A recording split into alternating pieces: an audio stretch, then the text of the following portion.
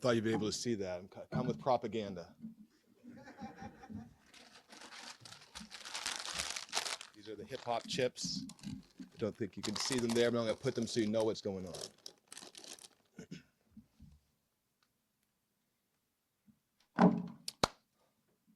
Well, who wants to learn something here about being an entrepreneur to make millions? I sure do. Absolutely. Thank you very much for coming in the time. My name is Joel McPherson, also Father Naeem Allah. I represent the Black Rose Nation. We're into agriculture and land ownership and businesses on the land. Thanks everybody for coming. If you don't mind, just let you know about myself and how it got me to this point.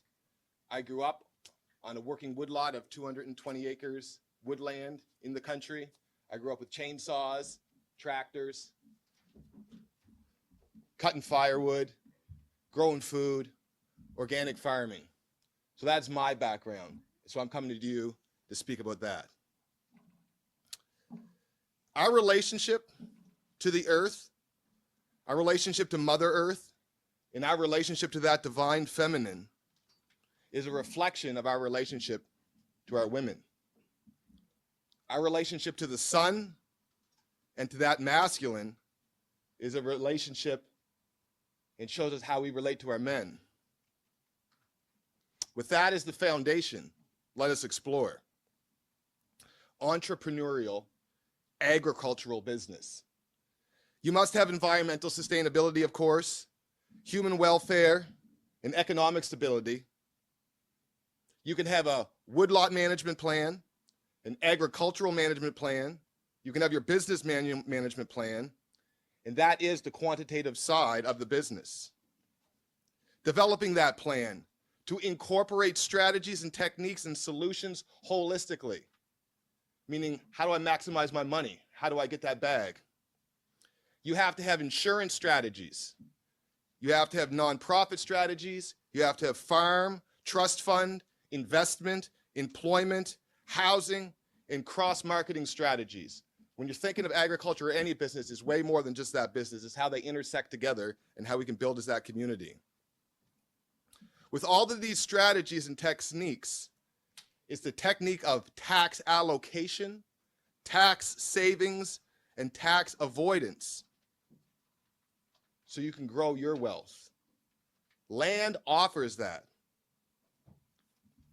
The mathematics land provides lets us secure benefits here while living on earth, like luxury, good food, nice home, friendships in all walks of life.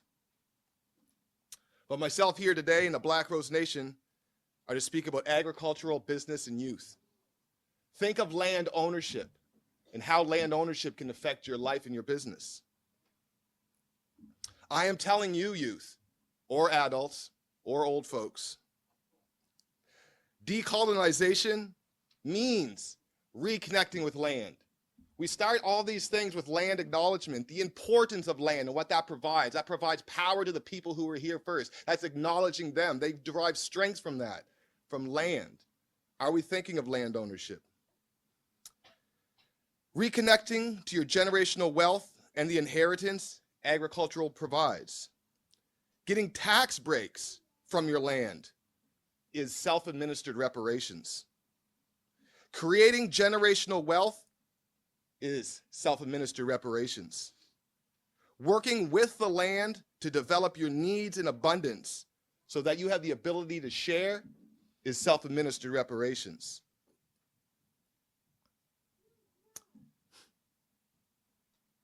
Investing in yourself and cultivating all aspects so you can fully express your full genetic potential.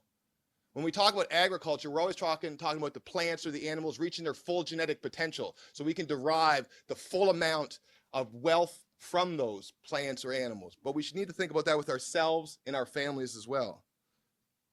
Economics and politics are the foundation of human development. And where does this happen? On land. How do you cultivate that? How do you produce that? How do we harvest that? And then how do we reinvest?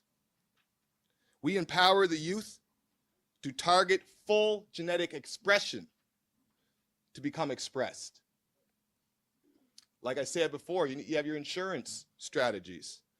When you seek to get insurance for your business, there's tax write-offs and stuff we use for these to benefit. So there's strategies. There's nonprofit strategies. You could have a for-profit business, but maybe you want to have a nonprofit side and buy some land and use some of that tax write-off allocation. There's farm strategies, trust funds, like I said, investment, employment, and housing. Having land gives you a place to build a house or build an apartment. What if collectively we bought a bunch of land, put up some apartment buildings you could stay at when you go to school here? Maybe we put that buildings, land on with some of our First Nations people. They get tax allocations for their land. Maybe the immigrants partner up with some of the First Nations and use land and tax allocation to save us money in our pockets so we can reinvest. Or buy your own land as a collective.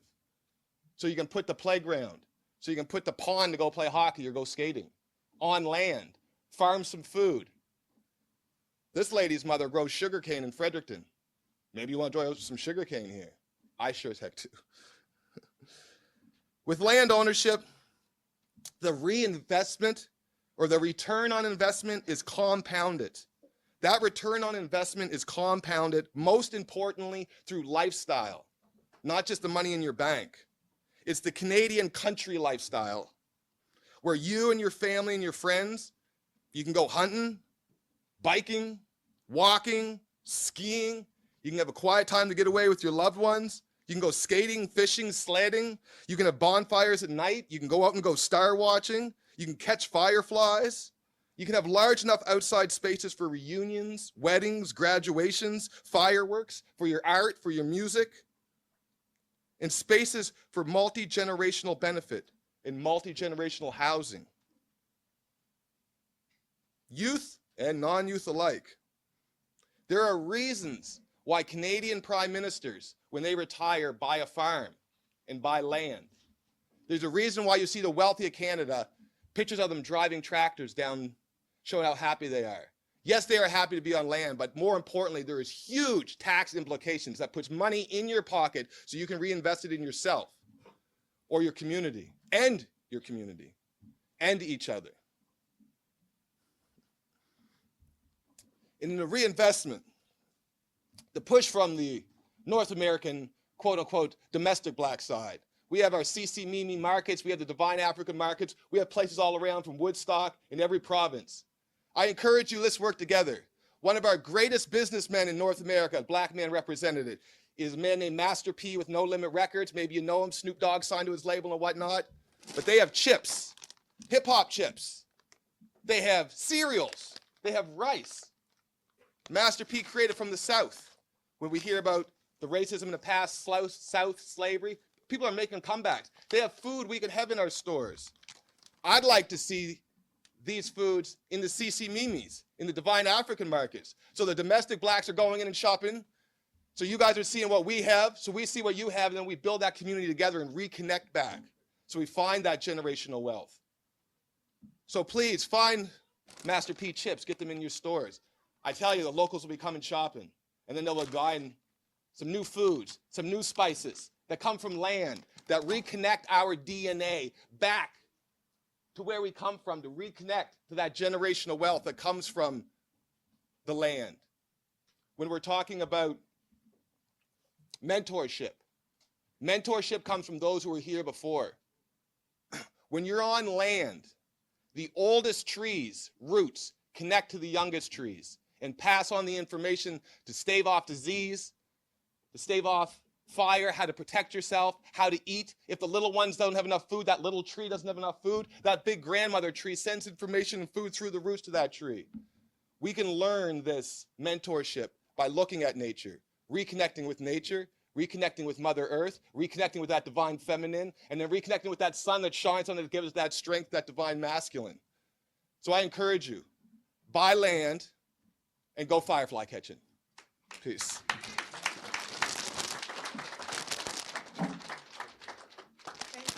New Brunswick Archaeological Society, great podcast. Thank you. Awesome. Thank you. A round of applause for Joel.